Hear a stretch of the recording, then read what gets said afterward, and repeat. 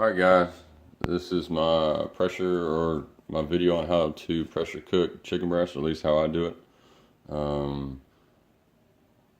Start off with, we got two of these grates, these silicone grates. I'll explain a little bit more about those in a second, but basically we'll put a little one layer of chicken breast on top of this grate to keep it out of the broth and excess marinade. And then we'll put another grate on top of that with more chicken on top of that grate. So we'll start off by getting the chicken in there. So I ran this a few times after using the grates. So I started using the grates because they the chicken cook time, or the temperatures that I was getting, were pretty unstable.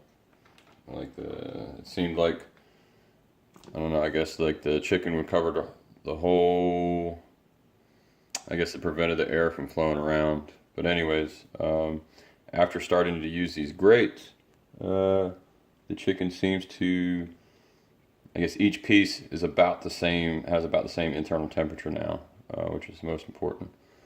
And that way we can sort of normalize. Anyways, I'm gonna pour a little bit of a steak and chop on top, just a little bit. There we go. And then we're gonna put another grate on top. Ta-da! And then we'll go this way. And we'll throw the rest of the chicken on top.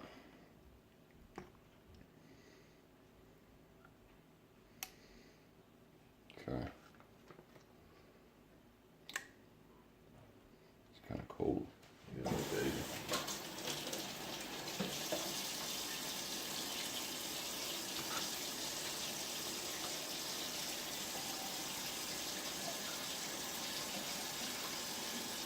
Let it hang off. Last piece.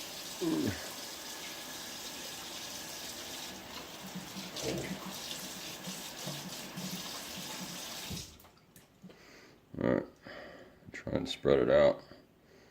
Try to keep space between. Like I said, encourage the same internal temp once everything is done. Kind of spread out. That's good enough. Y'all can see it, yeah. And I'm gonna pour some more steak and chop on top. This is just the marinade I chose this go around. You see in the previous videos, I sort of cruised through the darker marinades. So the way I do this is about half a bottle of the steak and chop marinade, and then I'm gonna do pour in a half cup of go this way. Pour in a half cup of chicken broth. I'll show you that in just a second. Wash my hands off.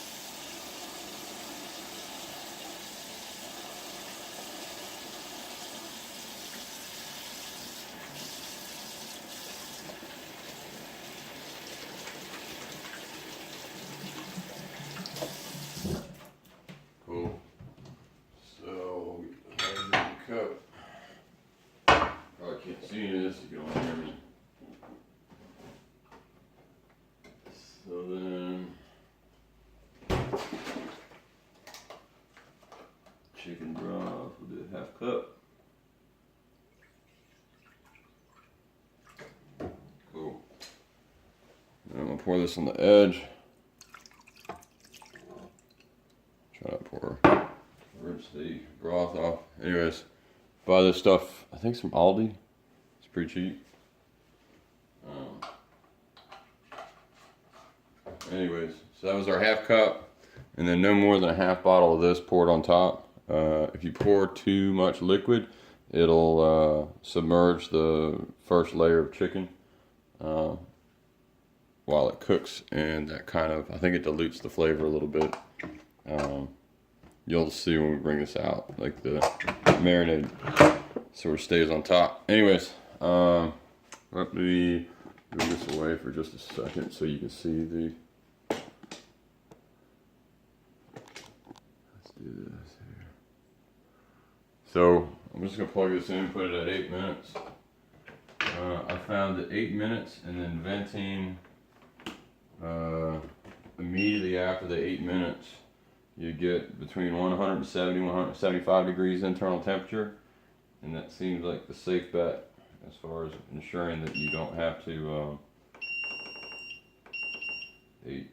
start.